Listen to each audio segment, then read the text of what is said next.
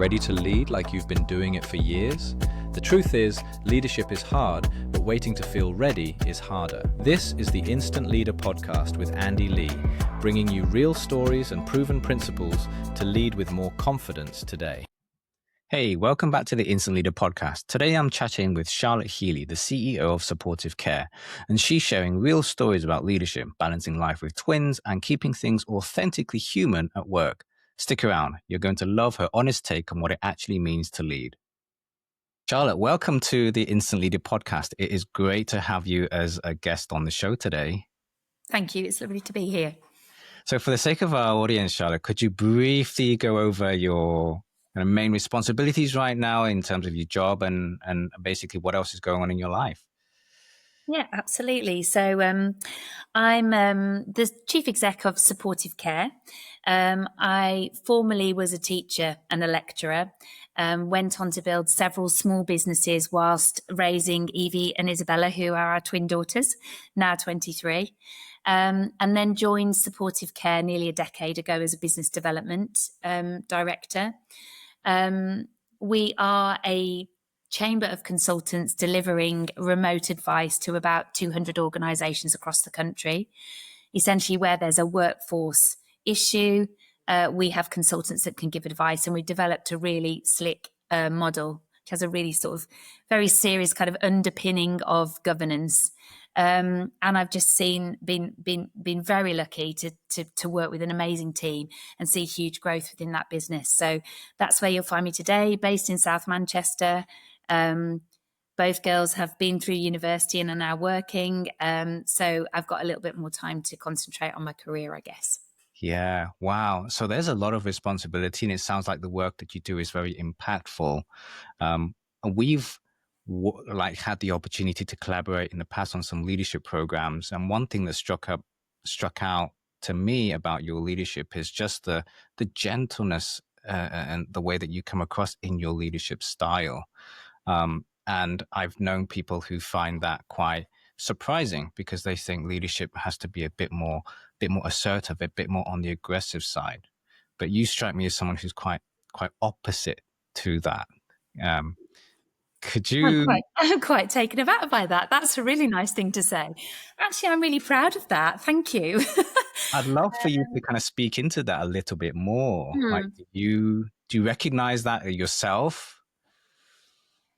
Yeah, I think it's very difficult to recognize actually your leadership qualities unless they're spoken back to you. And I think one of the challenges that you have as a leader is that you often don't always get that feedback. That's why I was quite taken aback.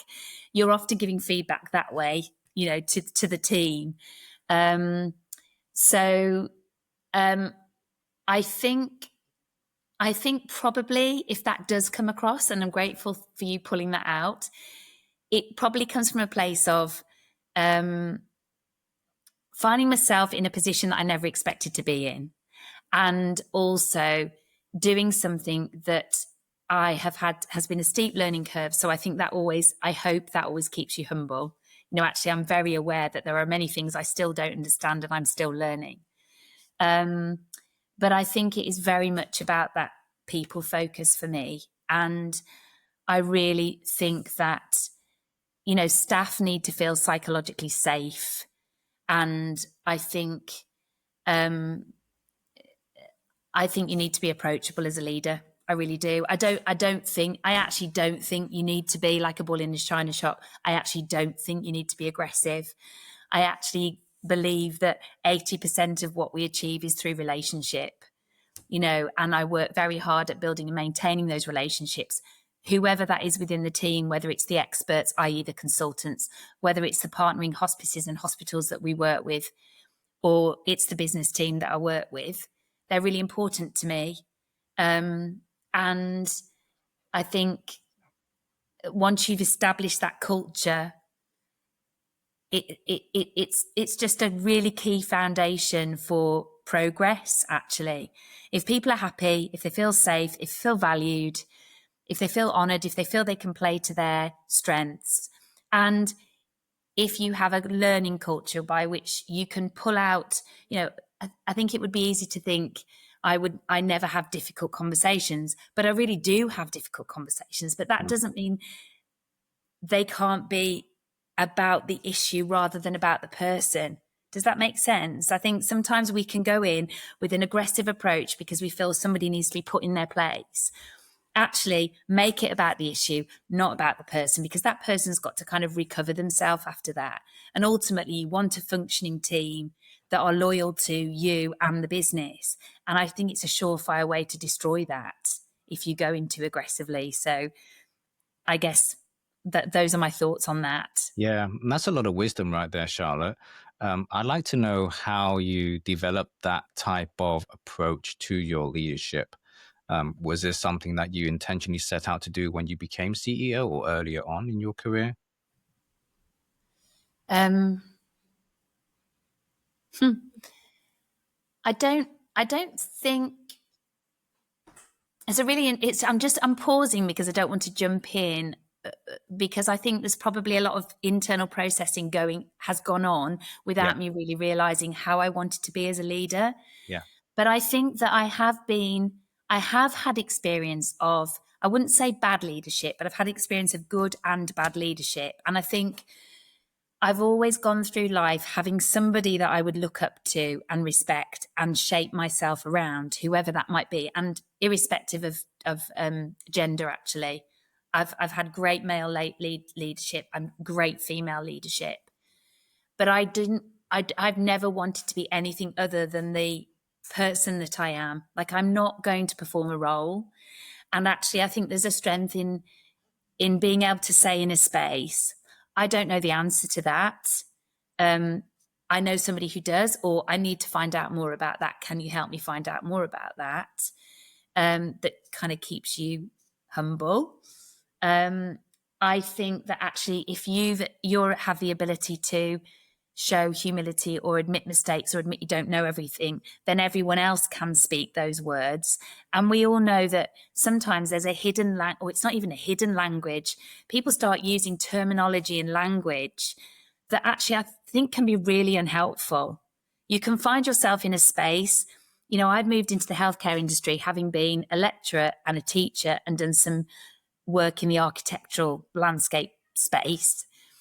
And I was confident in that, but I came into the healthcare space knowing so little about it, not knowing anything about palliative medicine, which is where we center most of the advice that we give. But I knew about relationships and I knew about people. So I think, speaking to anybody who's thinking about this, I think the key thing is, what is it that I know and I can bring to the table? What can I bring into this space? And if there's things that I don't know, I'm just going to ask. And if I don't understand, I am going to be the person that says, I don't know what you mean by that acronym. I'm really sorry. You're speaking a language I don't understand. I'm not a clinician, or, I haven't been to Harvard Business School. But at the same time, knowing that you are bringing something really valuable. And I guess deep down, maybe I knew what I was bringing to the role. And that was probably, hopefully, an ability to be relatively strategic. I'm quite a strong decision maker. I'm not frightened to take measured risk. And I think principally I'm a people person. And so I can handle difficult discussions. And I'm struggling to say that confidently, but I know that is where I've got to the stage at 52 where I do know that that's, my CV is, if I could write a true CV for myself, CVs tend to be qualifications, but actually it's often the personality behind that makes the role successful one. Yes, absolutely. A lot of wisdom in there, Charlotte. One thing you said there was that you're going to be who you are. You're not going to be somebody that you're not. And that presupposes that you know who you are. So there's this self-discovery phase or element or journey.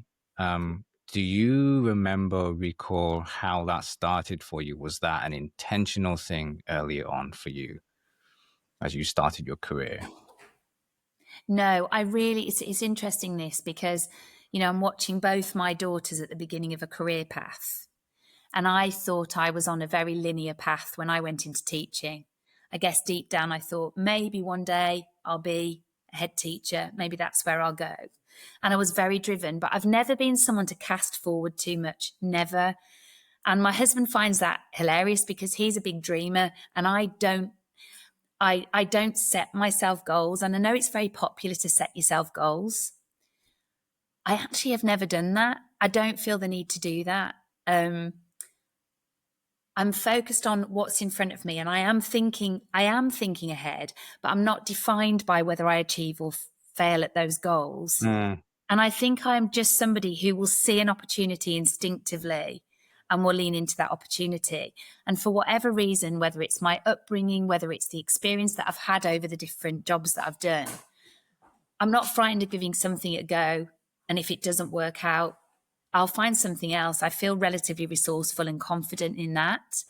So I'm sure everybody would say the same, that you find yourself at, I guess I'm sort of not towards the end of my career. I hope I've got some years left in me yet. But at this stage in my career where I've been working for over 30 years, realizing that everything I've done has kind of fed into the sense of self that I have now, and sometimes there are things in that pathway, that trajectory that you've been on, that were really hard. And, I find that as a parent, I want to protect my kids from finding things hard, actually struggling, realizing sometimes things are boring. Sometimes you have to work really long hours. Actually, absolutely every time, those difficult bits are the bits that make you much more resilient and much more tenacious, and often bring in connections and people to support you that then further the next thing that you're going to do, because you're not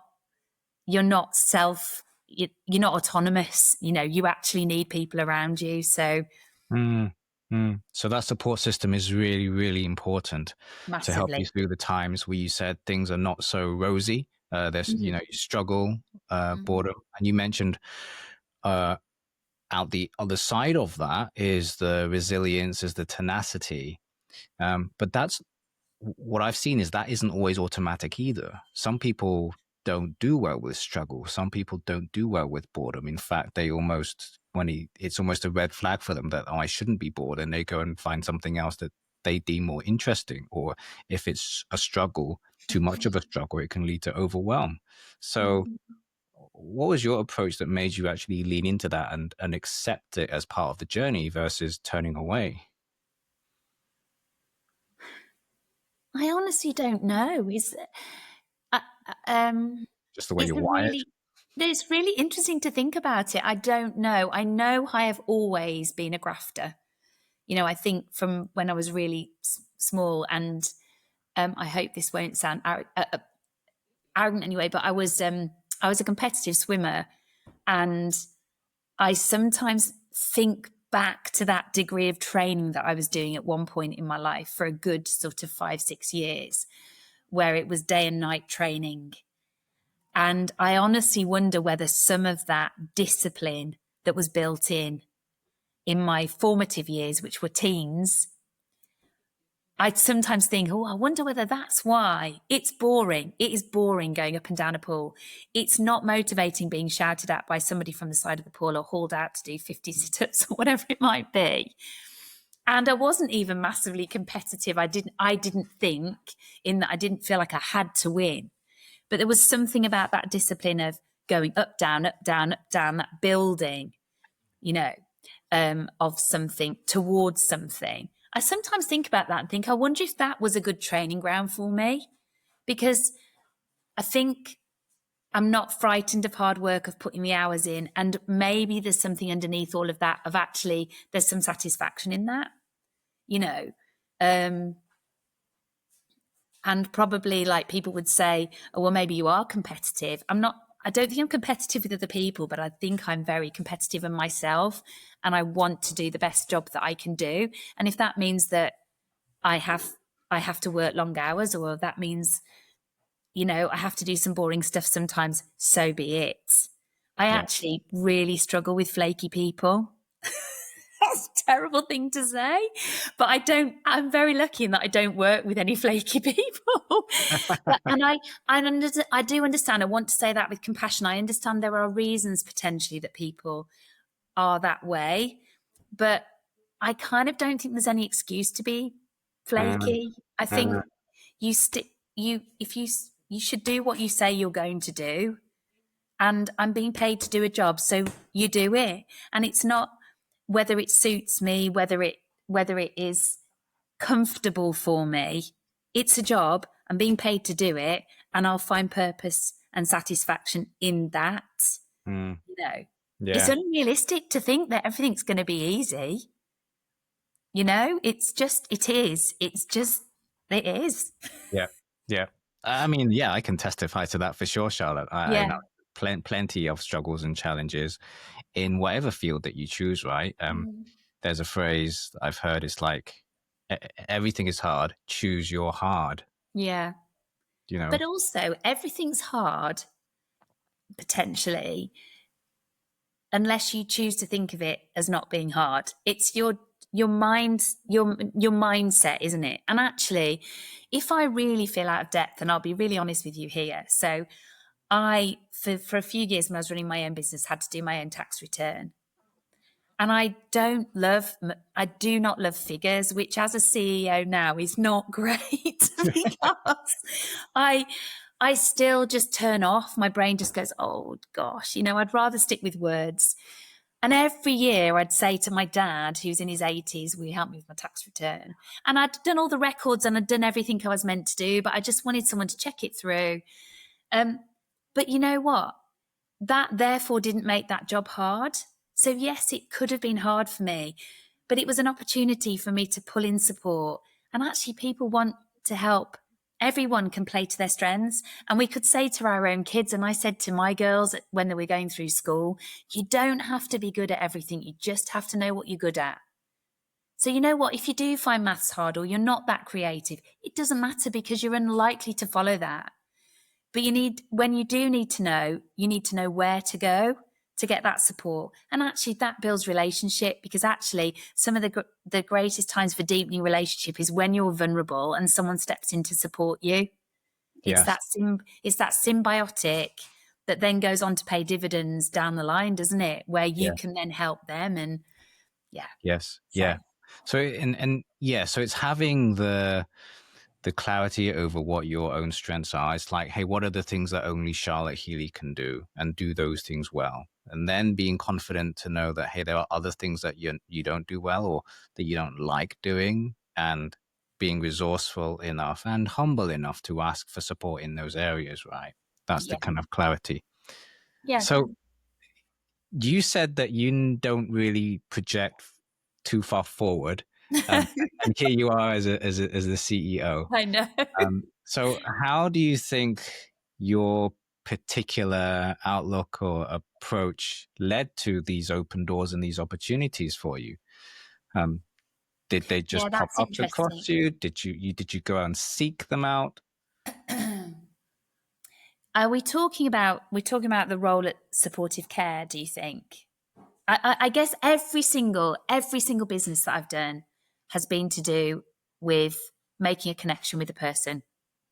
Absolutely, every single. So just if I don't know whether it's helpful, but when I was teaching, I had the girls, and I was in senior management at the school. I had a chance conversation with a friend who worked for a fashion marketing company, and I was looking to do something different. I just didn't really want to be part-time teaching. Kind of wanted to be completely in control or not at all. So I felt like it was a time to pivot. That relationship, that conversation turned into an interview, turned into a job. When that job finished, I walked into the university. I mean, I can't believe I did this, but I did. I walked into the university. I thought, I'm going to see whether I can help out at the university on the education course as a lecturer. Took my CV, knocked on the door, started a conversation with one of the lecturers, and they said, yeah, we've got an associate lecturer position going. Then networked, found somebody who was an architect who wanted to do some work with architectural businesses but needed some teaching input, set up that business.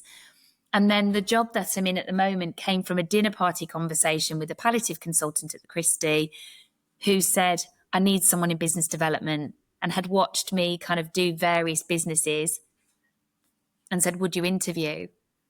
And then I guess the big opportunity that came with supportive care, I think the idea that the concept that he had at the time for the business wasn't really growing in the way that they'd hoped.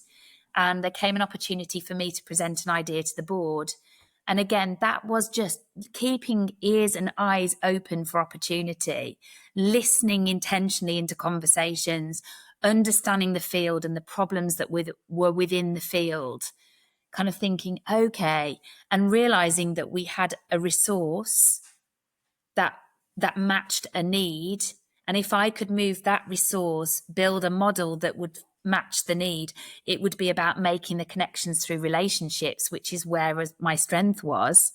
And so that's the final piece in the jigsaw for me. That's where I got to, where I suddenly was like, okay, there's a gap here and we've got a resource and we could match these two together. So when we talk about skills, I guess what I'm speaking out to you is maybe an ability to spot an opportunity, that entrepreneurial spirit potentially, but also make it work, corral people. I love corralling people and moving people into a space where they can function together and provide a solution.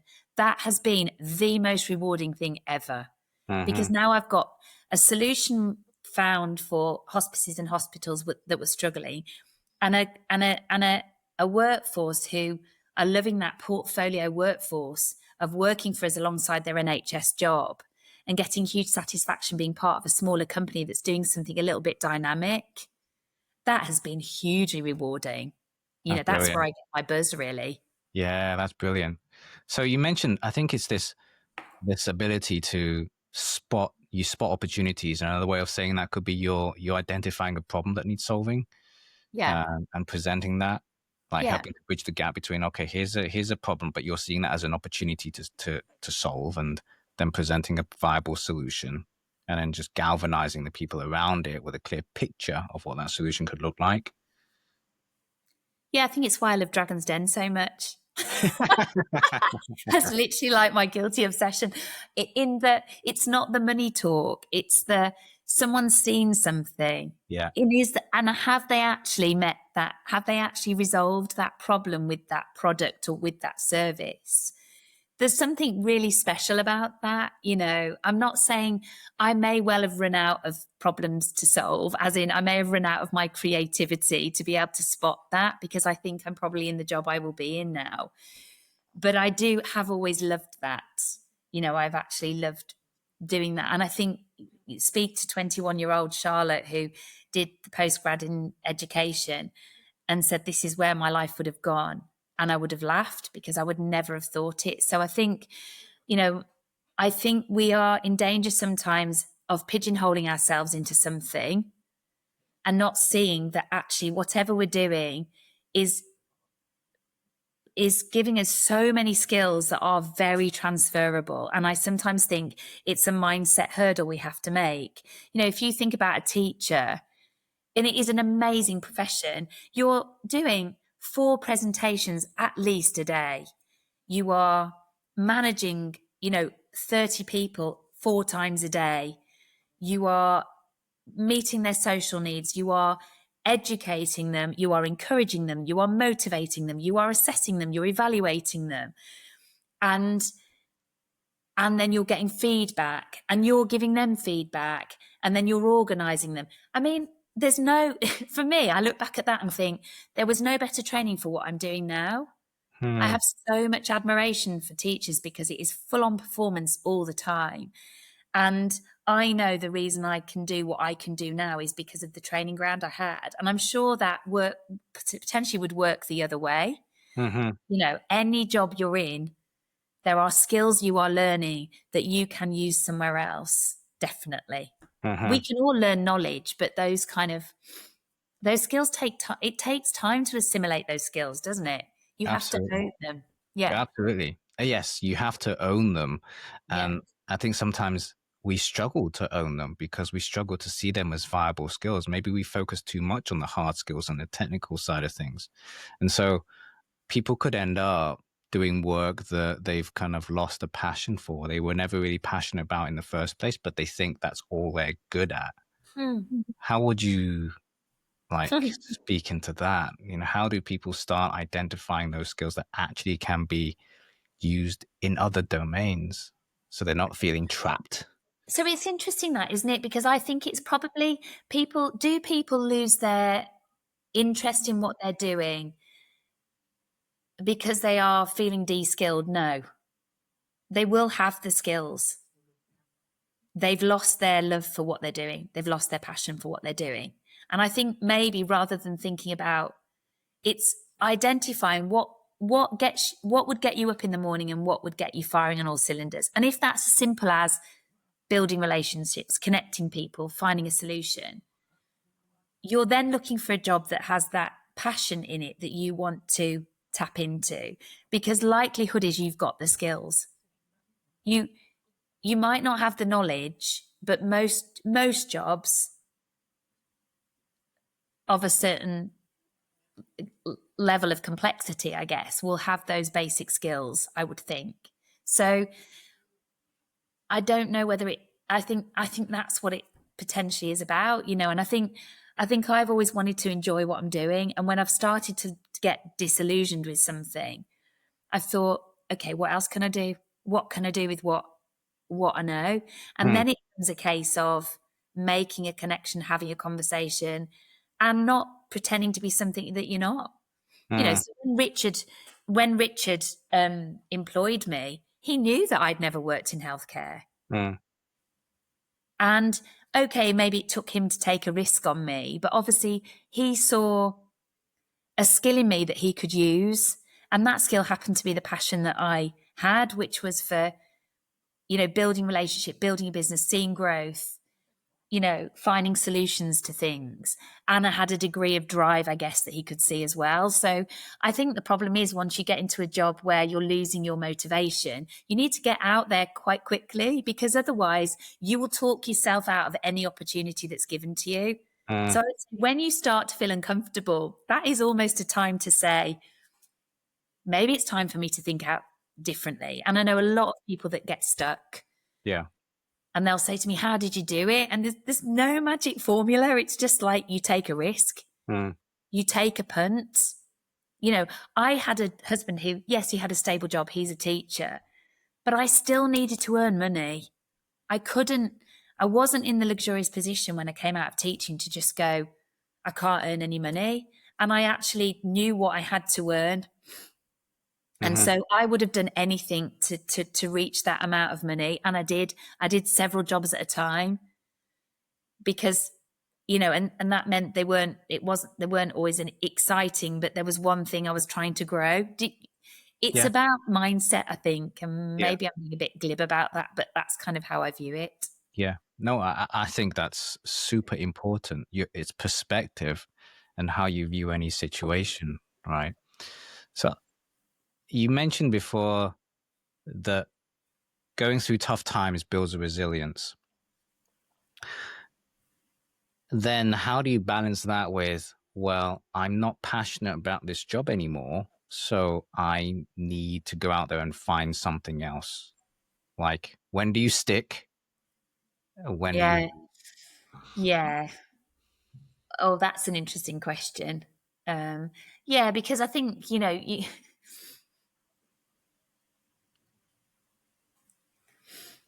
I don't know the answer to that one. You know, for me, it's as simple as, have I come to the end of the line with this? You know, and maybe I sound overconfident, but I think that there are times when, you know, like things are difficult. We've talked before about things aren't always exciting. They're not always full of, they're not always dynamic. You have difficult conversations to do or to have, sorry. Yeah. Is there something in your job that you still believe there's mileage in, that you are going to get the opportunity to keep coming back to, and you still get a joy from it? I think you know that. Even when things are hard, I think you know, oh no, you know, I mean, things with supportive care can, you know, they ebb and flow, but ultimately, do I still believe in what the business is doing? Yes. do I still have a role? Because we're not defined by a unilateral purpose within our job. It's not just about me winning contracts. It's about me managing people and inspiring them or leading them into opportunity. That's another facet of my job.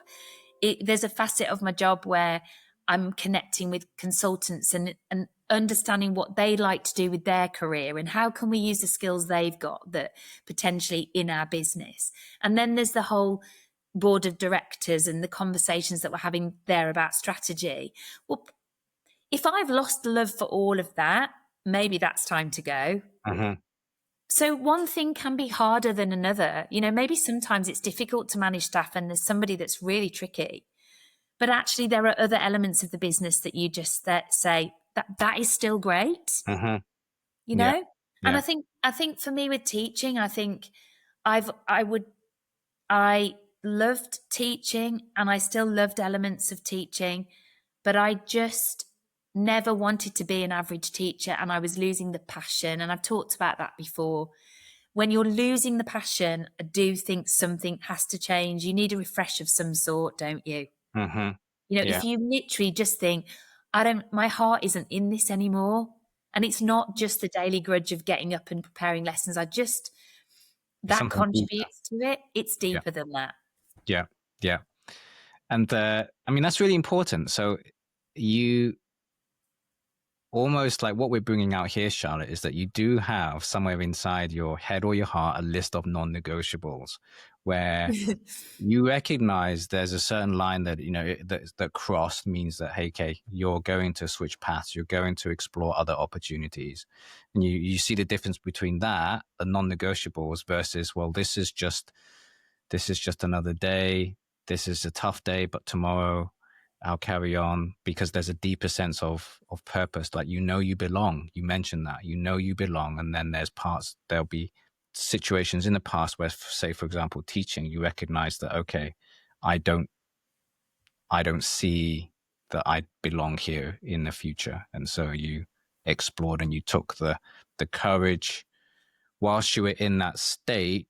And you mentioned that too. Don't let that like emotion kind of run and then dissipate. Take action in those moments. Otherwise, you just slip back into that path where you just don't feel fulfilled, I guess is what you're saying, isn't it?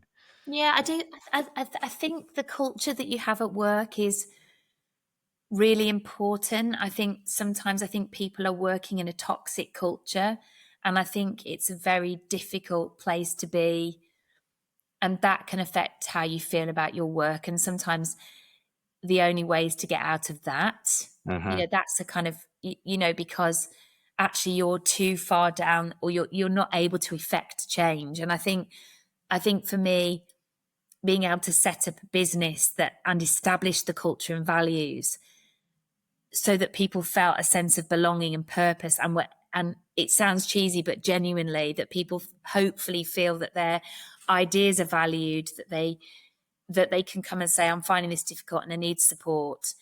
Don't underestimate as a leader how absolutely crucial that is in retaining your staff and keeping them satisfied, because no matter how difficult the job is and how sometimes you feel that pressure, if you've got people around you that are encouraging you, that are cheerleading you, that know that you're doing your best, and you all are focused on that, that will keep people in jobs for a lot longer. It really will. And you know, sometimes the culture isn't right in organizations, and maybe that's what you're feeling, you know. But I think as leaders, I think that's the one thing I think. And people talk about the culture at supportive care. You know, something really sweet happened this week. We had a member of staff who decided to I've got to be careful what I say here, but decided to move away. And it was working in combination with another organisation. And they just said, the worst thing about this decision is I'm not going to get to work with supportive care any longer. And it's by far, hands down, been the most positive, encouraging, supportive environment I've ever worked in. That's a massive win for me as a leader. I don't even call myself a leader, but that's the team. Mm, That goes a long way. And I do think it keeps people in jobs. mm. Really do. Yeah. Yeah. You I know, mean, people don't, it's a very cliche saying, people don't leave organizations, people leave people. yeah, they do. They definitely do. Yeah, And you've really instilled that culture there. And I hope so. it sounds like it, Charlotte. It very much sounds like it. But, survival of any business, it really depends on collaboration, relationship. That's what strengthens your organization. It really does. It's not whether you've reached X million pounds in turnover. It isn't that. You grow because of collaboration. Yeah. I really think that. Yeah. So the relationship piece, clearly that's a very strong theme for you. One of your superhero gifts there. How do you cultivate like win-win relationships? Win-win relationships. I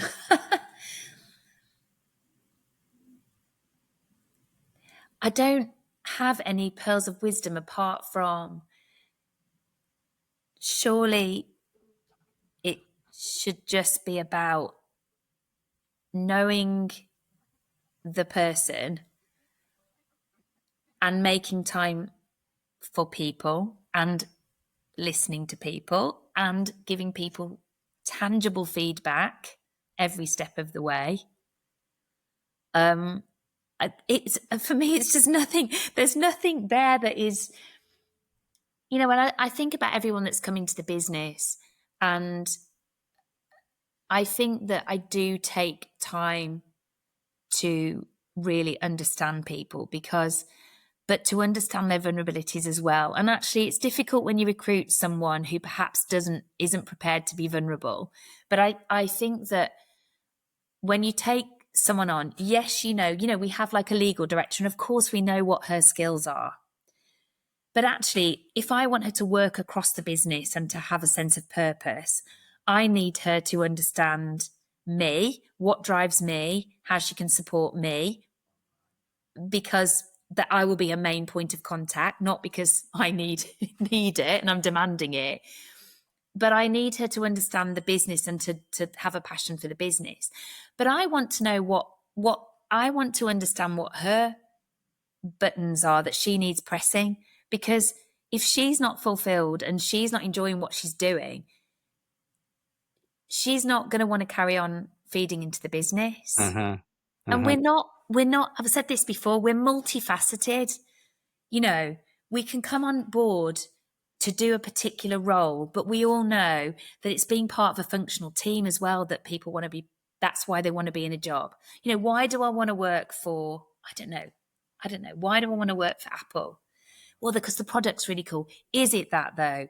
Or is it that we actually know that the culture there is an interesting one?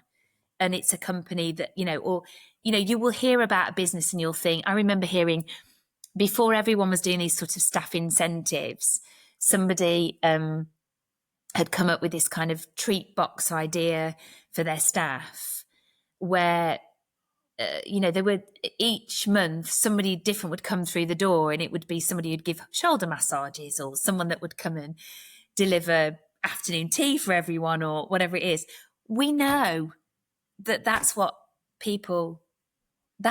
creates win-win relationships, because if people feel treated, and you hear it from the doctors that I work with, every time someone joins the business and they do their first piece of work with us, I send something out to them. It's tiny. It might be a bouquet of flowers. It's not to persuade them. It's not to bribe them. It's to say, thank you. You're part of supportive care. Some organizations do that really well. The church that I'm involved with, they do it well. They thank people well. And you see that in classrooms. Children thrive on positive reinforcement. You can do that in the workplace. And I think it creates win-win. Those little moments where, we have conversations with partners where I might talk to the clinical services manager and find out from her that she's actually battling breast cancer. I've had many of those kind of conversations because we are just working in a space maybe where those conversations might be more possible. So you step into that space and you send something and you show that person, we might have a contract with you, but actually I do actually really care about you. That creates loyalty. I'm not trying to bribe anybody, but Yeah. ultimately you see people, don't you? If you feel seen, you're going to be loyal to people because of that, I think. Yeah. And it's that genuine and that authentic kind of desire to really want to get to know somebody on a personal level. And as you said, it's not a tactic, it's not a ploy. There's no hidden agenda. It's really like just caring for people. But Andy, people are interesting. People are interesting. They're really You're interesting. Well, they're super interesting. An interesting person is interested. And it's Absolutely. not interesting to be, even though I feel like I'm talking a lot now, it's not interesting to be talking without the dialogue. It's not interesting to be at work and be autonomous. That's not an interesting space to sit. It's even interesting to have tension, friction. That's interesting because you start to see human behaviors. I've never done psychology, but it is fascinating. And actually, as you're watching something occur, you're learning straight away because you're like, oh my gosh. So that created that reaction, that reaction, that reaction. And look at the repercussions of that. Mm-hmm.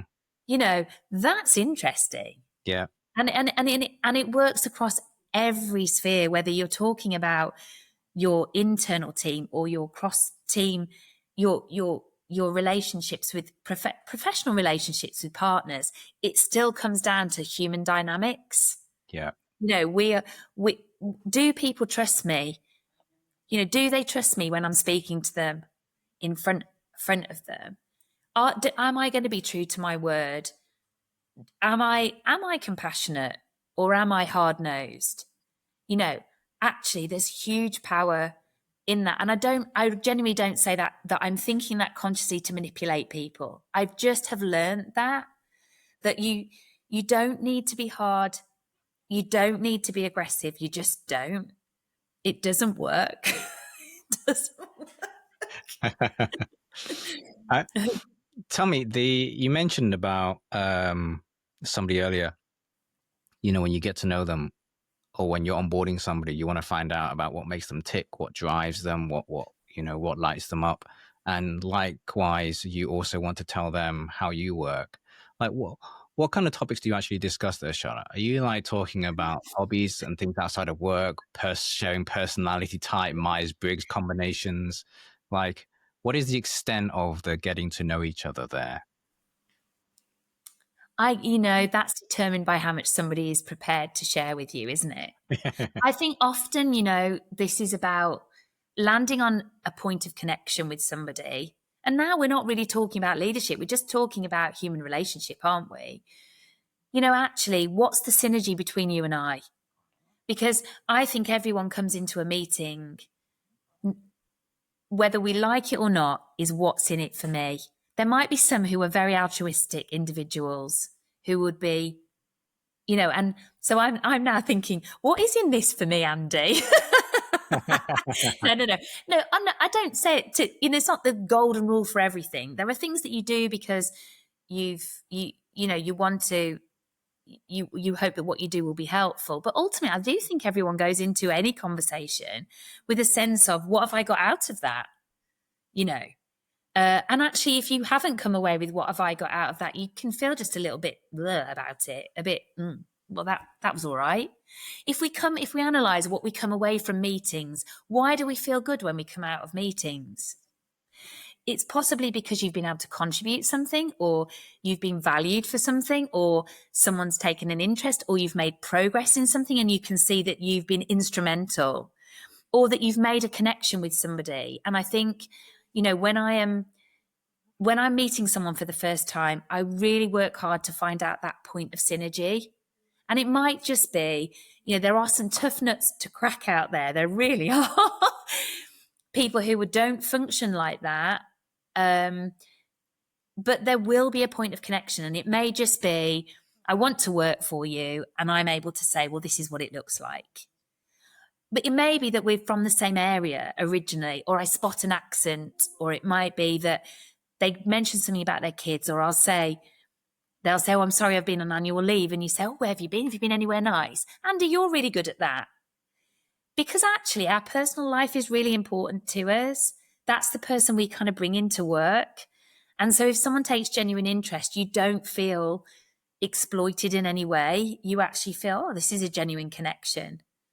And, you know, it's not a list of perfunctory questions. It's genuine interest. So you were talking before about can you take that connection to the next level?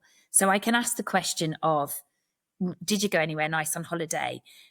You're not just going to receive the answer and then go nowhere with that. You know, where does that lead you? So I don't know. I think it's just friendship, isn't it? Mm. How you make good friends, maybe ultimately. You go that next step. Yeah. So so I've had conversations with other people who have likewise shared similar thoughts to you, and also potentially opposing thoughts, where there's a line with friendship that you kind of steer away from when it comes to your employees or colleagues. So how much personal or personal elements do you bring into what is essentially a working relationship? Now that doesn't apply to every industry and every organization, but for some, it's kind of very you sign a contract and there's this value exchange. You know, you're paid and contracted to do these things, and for that, you're compensated this amount of money. So what is your stance on how, you know, investing the time in getting to know somebody personally? So you're kind of building up that loyalty and that collaboration, because that's less tangible, isn't it, to then the actual work that they end up performing? Or do you not see it that? Yeah. I don't think they are, I can't think what the word would be. I don't think they can be particularly separated, personally. And my experience is that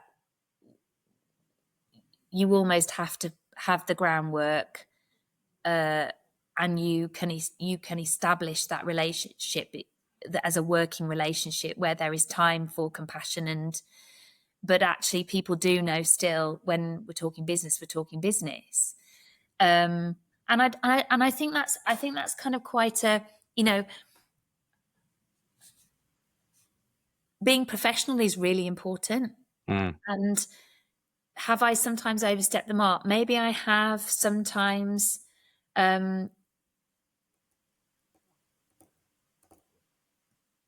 I think I've learned not to blur the boundaries the more I've gone on in life, because I've had to protect myself from emotion as well sometimes. And I think that there is time to talk business and there is time to care, you know, and actually I think it's very difficult when you care about somebody and they are very emotional about something at work to stick to the matter in hand and not make it about the person. So I think you do have to divorce the job sometimes from the personality. There are occasions when you have to do that, and you have to say, you're not towing the line. Actually, you're not fulfilling this particular part of the job, and we need to talk about it. And people can feel very attacked, and you have to be really careful in the words that you choose, and you know, you really do. Yeah. Because that's the danger, isn't it? Like, what if somebody you really liked, you shared a lot of common ground, there's a lot of synergy, but they were extremely flaky. And we know what you think about flaky people. So Sorry, flaky pastry, it's not my favorite. It's interesting because you could argue that at the point of recruitment, you've got to get that right. You know, and actually, when I say I get to know people, of course, they're not my best friends by the time they come on board. Often I've known of somebody and they've come recommended by somebody, and then I've done a certain amount of digging to really kind of get to the knots of what kind of person are you? You know, what motivates you? Where do your values sit? Are you going to be a good fit? And we definitely do that with the consultants that we work with, because we have to, because we're only as good as the last interaction we've had. And if they don't get that interaction right, our reputation can fall. And a lot of what we do is based on confidence and trust in an individual who's not in the organization. So actually those human values are really, really important. But so I think you've got to get it right at recruitment, but you're not so entrenched that you're working with your best friend, or you have to have that kind of conversation where this is work and this is, let's have that difficult conversation. What is this going to look like? Because actually, I mean, this is quite a good anecdote. It's just come to mind that my daughter worked for me, did some work for me on a couple of summers. We really struggled, really struggled, because I spoke to her the way I would talk to the team, and sometimes that can be very directional. So, you know, we're very focused, right? So, Paula, can you do this? Lucy, can you do this? And I've literally got a list, and we're sort of working that out in the team meeting, and that's the way we talk. And have you done that yet? Has that been finished? And I've taken that for granted. I don't even think about the fact that I must be being really directive. We just have confidence in the way we correspond. I started working with one of my daughters, and she really struggled with it, because suddenly her mum was saying, well, have you done X, Y, Z? And where are you up to on this? And it was really difficult. We had to have so many conversations about, you need to frame me in a different place. So I think let's not mix. There's definite line, isn't there? You where you have to maintain a level of professionalism, and they have to know that I guess there are certain things you're expecting, and you've made that clear in the role from the very beginning. You know, actually, this is the way we collaborate. You know, I will be understanding if there's a reason for why something hasn't been done. Let's have the conversation. But actually, there are expectations of X, Y, Z, and we're not going to bend on that particularly. Yeah, and that's very interesting you point out there, Charlotte, because you've got a clear environment of standards that you want to set, and so you're quite firm on that. And so it's not always you having to bend certain things. It's like, well, if other people understand those expectations and they can't fit into that mold, then that's okay too, right? In this case, your daughter. So you're not necessarily changing how things work around your environment and workplace for your daughter. It's just whether she's able to, as you said, frame you in a different way. So, and you can flex on certain things, but there's certain things that are non-negotiable, like you've talked about before. You know, actually, people find security in that. So for one thing about, you know, we've talked a lot about me potentially being very relationship focused. It's not so that it's so fluid that everything bends and the whole model becomes floppy. yeah. People work better within really strong, clear parameters where good communication systems and processes are in place. Let's not pretend that it's not like that, because of course it is. It's not all flowers and teddy bears and kittens. It's just not like that. Yeah. You know, and actually sometimes we feel the pressure. But I think, you know, there's somebody said, you know, if you're not sitting around the table, you risk being on the menu. And I think that as a leader, you've got to get engaged with systems and engaged with those processes so that people know that you know what's going on, and that you can, when they really are genuinely struggling, they can come and talk to you about that, and that you will be on their side. Like, people need to know I'm on their side. And I know the staff, they're absolutely brilliant. And in some ways, there's hardly any hidden surprises. And if there's a reason they're not, it will be a flipping good reason why they're not doing something. And in that moment, they need compassion. But that doesn't mean I'm not rigorous with the expectations I have of the business as a whole, but it's a team effort. You know, we're not unilaterally making decisions. We're making those together. And I don't want them discussing me in my absence. I don't want to be on the menu, you know. I want to be around and aware of what's going on. And I want and that is about relationship. Does that, It I is. hope that makes sense. Well, absolutely. It is so important. Yeah, as you say, you don't want those meetings after the meetings where you think people have approved or agreed with you, only to find that they felt they had no choice but to, and then go off and think other thoughts, and or maybe just doing something against their will. Right? You Yeah, and I really want well, and people I to yeah, believe. and I also think the medical director that I work with, he's said this from the very beginning, because we have to have a high degree of governance over what we're doing because we give clinical advice. He said we are more interested at supportive care in sourcing concerns than seeking comfort. So with everything that I'm saying, it needs to be caveated. We're not going to brush over stuff that's not right. We're not going to avoid working on the stuff that's difficult or that people are concerned about, or we're not good that we're not going to lean into those stressful situations and we're just going to pretend everything's okay, and we're not going to do that. So it's not about gilding everything and making it look okay on the surface. It's not about that. It's deeper than that. It's like, you need to be vulnerable. We need to root out any concern that you have, and hopefully those concerns won't be a surprise because we're rooted as leaderships in the conversations that are going on already. You know, if you're checking in with your staff regularly, hopefully you're going to know whether there's a struggle on the horizon. You know, it shouldn't be as too much of a surprise to you. Yeah. Yeah, and that on that's if you've created that safe environment for them to do so, right? That they feel okay to tell you what they're actually like really thinking versus what you want to hear.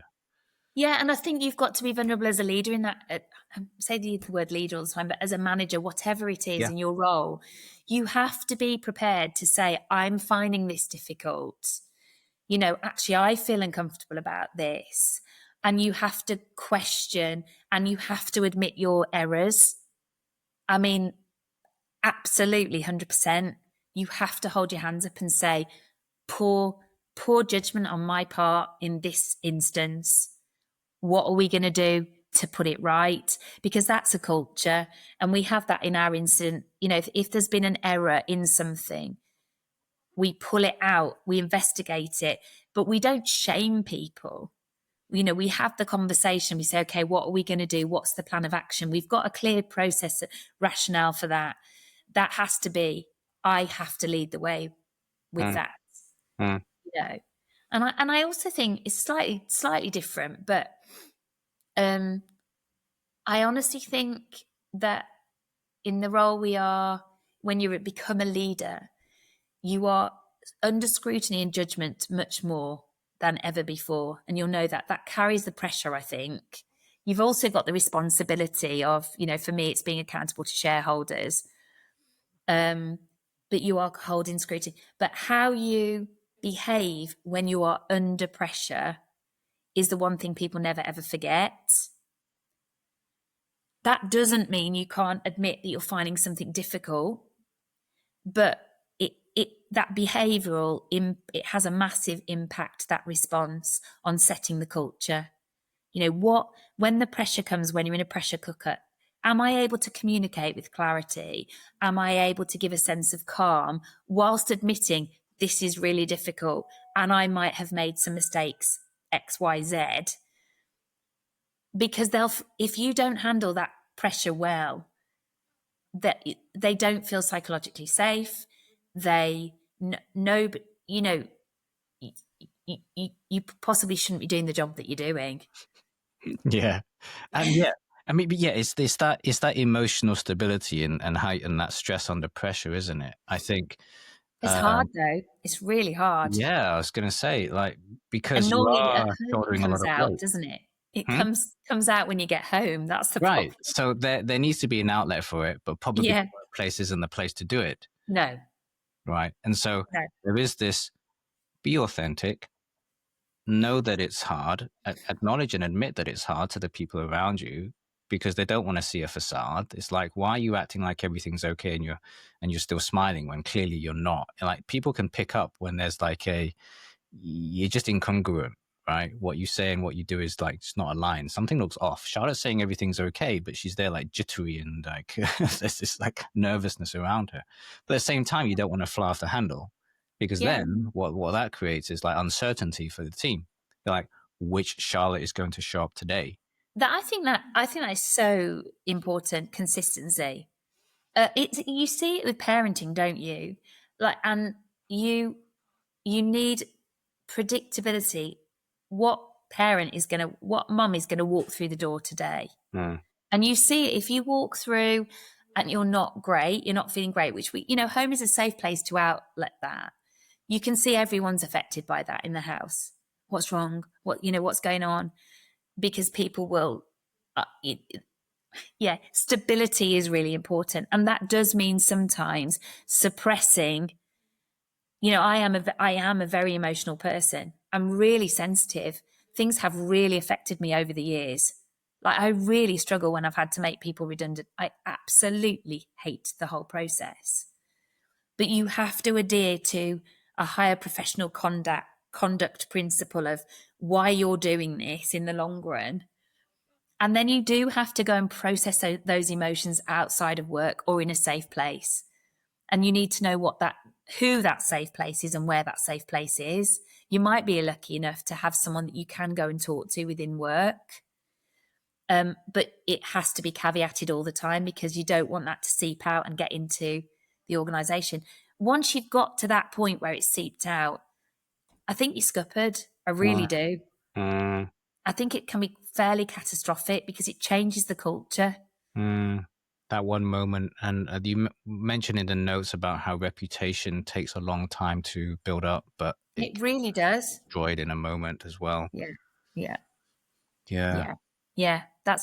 It's absolutely right. Yeah. And I think every interaction that we have is an opportunity.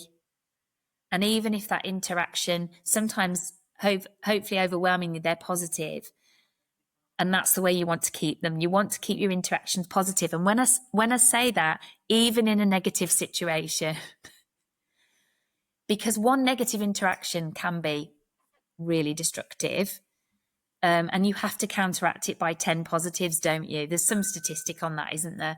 Yep. But I think that every interaction, even a difficult one, if I have got to break some bad news to somebody, there's an opportunity within that for what is it? So that I can go into that knowing that there's something in that could change something for the better. It might just be that we have a deeper understanding of each other.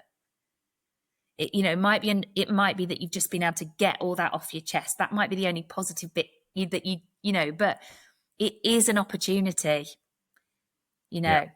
Yeah. And something when those moments occur for me, I try to think, okay, what if this conversation I was having, whether it's on Zoom or in person or over messaging, was out in the public domain? But I always think about that. Like, if this was put in a public domain, yeah what would the effect be? What would the impact be? Can I still live with that? And so there's this sense of like, I'm not treating somebody differently behind closed doors, or I'm thinking no one's watching. It's like, I'm always acting like somebody's watching. And that kind of helps with the authenticity and just being consistent. Right. How would you want someone to talk about you? Exactly. Everyone lives in fear of being talked about. But actually, if we don't need to live in fear of being talked about positively, do we? No. And we No. can't, I'm not saying that I've established that. There's no way. I'm sure I've annoyed a lot of people and I've made lots and lots of mistakes. But how would I want to be talked about? And I should live up to that. Yeah. If I want to be talked about as a positive person who is true to my word and has integrity, then my behavior better match up to that. Yes. Yes. And that's different to actually prioritizing what people think about you, right? because, as you said, we can't please everybody. The higher the leadership ladder you climb, the more exposed you are, and I think the more people are going to be on the other side of the fence with you. Like it just becomes polarizing. Like I think strong leaders hold a particular stance that doesn't always, like, not everybody agrees with. So I think for me, that's a sign of growing leadership. You know, the more haters you have. Charlotte, you're really passionate about women in leadership, and you are one, and you probably recognize from maybe personal experience the unique challenges that you face. What's been a challenge or two that you've faced as you've grown your influence? So I do speak to a lot of women who have met many more challenges than me in leadership. They've been talked over, or they've been not given opportunities. I am very lucky that even wherever I've been, I think I have been surrounded by people that have supported what I'm doing and don't undermine and don't. I'm careful to say something that's not too sort of formulaic about this, because it's a really emotive area, and actually my experience hasn't been negative in terms of a male-female space and women in leadership. But what I am still surprised at is by how few women are in leadership. And when I came into this role, you can't help imbibe that sense of imposter. And that, I don't think that was actually a gender-driven thing. I think it was probably more that I was in a field that I didn't know things about and had to learn. But I still don't understand why it's so difficult for me to find women who are it's not even the same level, just have had are in the same kind of position. We are definitely still in the minority. So when I say I'm passionate about it, it's because, you talked about at the very beginning, you talked about the fact that you clearly have a gentle approach to leadership. And I still think that no matter what people say, there's still this vision of leadership as being quite alpha male, quite driven, aggressive, whoever he speaks loudest, and I have been to a leadership day where it was like that, and it was absolutely horrendous, I have to say. And I found it really difficult, and it gave me an insight into what that environment might be like on a day-to-day basis. And all I can say is that has got to come from a culture that needs upturning somehow, because actually I don't even think about the fact I'm a woman, and it never comes into play. I don't even think about the fact that I think I'm assertive. I think I'm driven. Well, I know I am. The fact that people think I'm a gentle or compassionate, absolutely brilliant. That's, because actually I do think that whoever's been successful in business, it's because they have made a connection and they've made a relationship, and I trust them and I want to work with them. Honestly. Yes, of course, they have to know what they're talking about and be true to their word. It's nothing to do with whether they're male or female, whether they're aggressive or not. If anything, if they're too bolshy, I'm not interested anyway. How can I build a relationship with that person? But I do see a lot of women, and I saw something recently where there's a real push to try and get women who've taken time out to have children can be the best workers to get back on board, because they're gunning for new opportunity, stimulus. They've got shed loads of experience. They've pivoted. They've moved from one role to another role. They've learned the art of managing lots of different things. I absolutely think that's true. And I think there's a market there that we need to monopolize. I'm going to say something really controversial, but actually I think the biggest opposers I've felt, or the resistance I've felt, is actually from other women. I hate saying that. I don't know that other women sometimes can struggle to move away from that image in their head of, you're a leader, you've sacrificed XYZ, you've sacrificed your personality, you know, Mindset. we've got to get rid of that. We've got to get rid of that. And we've got, you know, my nurse director is the biggest championer of the other women in the business and me. And I hope that reads across. And actually, we have an amazingly female heavy team, and they're absolutely fantastic. We've got to be able to celebrate each other's successes, whether we're male or female. Yeah. You know, Andy, if you do brilliantly, let's shout that from the rooftops. If, you know, whoever it is, female, Lucy, she does brilliantly, let's be excited about that. Not think, well, what she sacrificed, you know, what she compromised on to do that. She must be really hard-nosed. Maybe she's got no emotion. It's not true, and it's not necessary. Yeah. So that you know, mindset, it goes back to that, doesn't it, Charlotte? Like, even if the opportunities are there, it's about how that person sees themselves, regardless of their gender or role. Like, it's the self-belief in themselves, and it's identifying what skills, what attributes they can bring to an organization, and having the confidence to act on that. Totally. I think that there's even a part to play where I almost wish I didn't know gender. You know, when you're recruiting, you were just looking at skills, and because actually I don't know that it has an influence, but I wonder whether psychologically for some people it does. Charlotte, that was great. Thank you so much for your time. You shared lots of nuggets of wisdom there. I really appreciate just sharing your experience. Thank you. Thanks for listening to The Instant Leader. If this episode helped, please follow the show and leave a quick review. It really helps others find us. For practical resources and to join the community, head to theinstantleader.com. I'm Andy Lee. See you next time.